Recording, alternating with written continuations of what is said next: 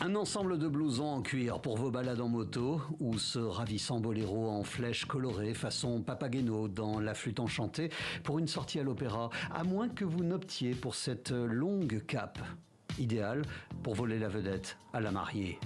Des vêtements que vous pourrez porter ou exposer tels des reliques dans votre salon. Salon qui pourrait, pourquoi pas, recevoir ces meubles. Canapé rococo, une armoire remplie de trésors ou ce bar art déco. Vous pourriez ainsi prendre vos aises et un verre, la même où Freddie Mercury recevait ses amis lors de soirées folles dont le tout Londres parlait. L'univers de Freddie Mercury s'apprête donc à être dispersé. Tous ces objets étaient jusqu'ici inconnus du grand public. Ils étaient gardés précieusement depuis la mort du chanteur en 1991. La propriétaire, c'était elle, son amie, celle qui brièvement avait été sa femme.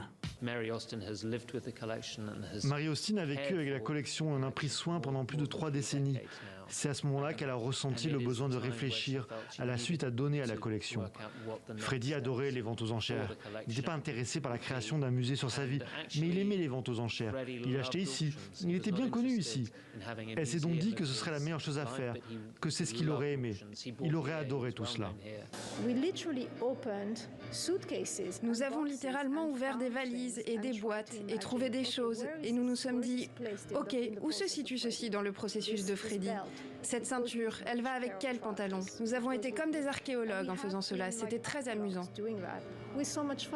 La pièce maîtresse de cette collection, c'est ce piano. Acheté 1000 livres en 1975, sur ce quart de queue Yamaha, Freddie Mercury a notamment composé ceci.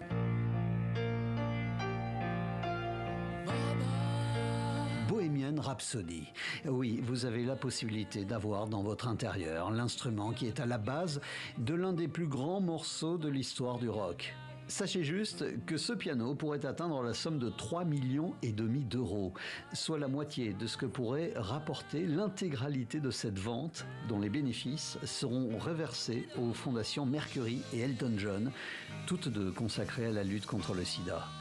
Ultime preuve qu'il ne s'agit pas d'une vente comme les autres, la façade de l'immeuble Sotheby's arbore ces jours-ci un détail que les fans du chanteur n'ont pas pu rater.